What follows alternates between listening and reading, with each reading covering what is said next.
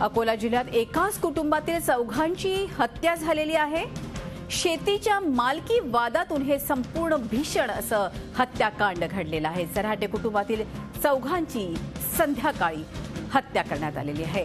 आकोट पोलिसांनी 4 आरोपींना या प्रकरणी अटक केलेली आहे। शेतीच्या मालकी वादातून काहीसं भांडण झालं आणि या भांडणाचं पर्यवसान आपण बघतोय हत्येमध्ये झालेलं आहे।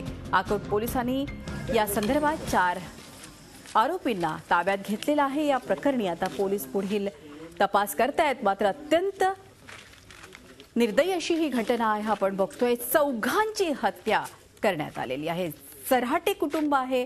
चराटे कुटुंबामध्ये शेतीचा अनेक वर्षांचा वाद होता आणि त्याचं परिवसन अशा प्रकारे झालंय। शेतामध्ये पेरणी करण्यास गेली असता श्री धनराज चराटे व बाबुराव चराटे यांनी विरोध केल्यानंतर त्यांच्यामध्ये थोडा वाद झाला। शुभम चराटे, गौरव चराटे, बाबुराव चराटे आणि धनराज चराटे यांना तीक्ष्ण शस्त्रांनिशी ठार मारून या ठिकाणी घटनास्थळावरून पळून गेले। थोडेसे या संदर्भात अकोल्याहून आपले प्रतिनिधी जयेश जगड आपल्याबरोबर आहे। जयेश, आपण बघतोय अतिशय भयंकर अशी ही घटना आहे। शेतीचा वाद आणि त्यातून चराटे कुटुंबातील चौघांची हत्या। जरा सविस्तर माहिती द्या।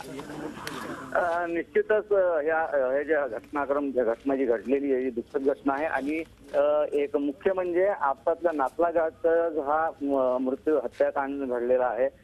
चराटे यांच्याकडे दोन्ही भावांकडे 32 एकर शेती होती।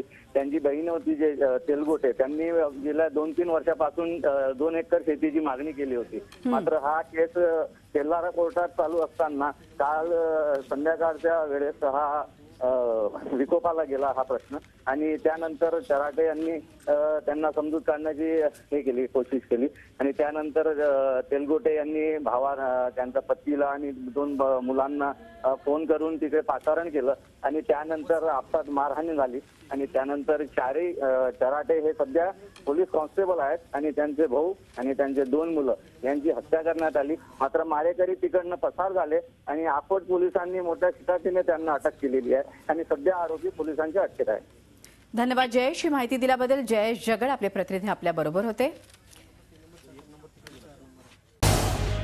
झी 24 तास रहा एक पाऊल पुढे।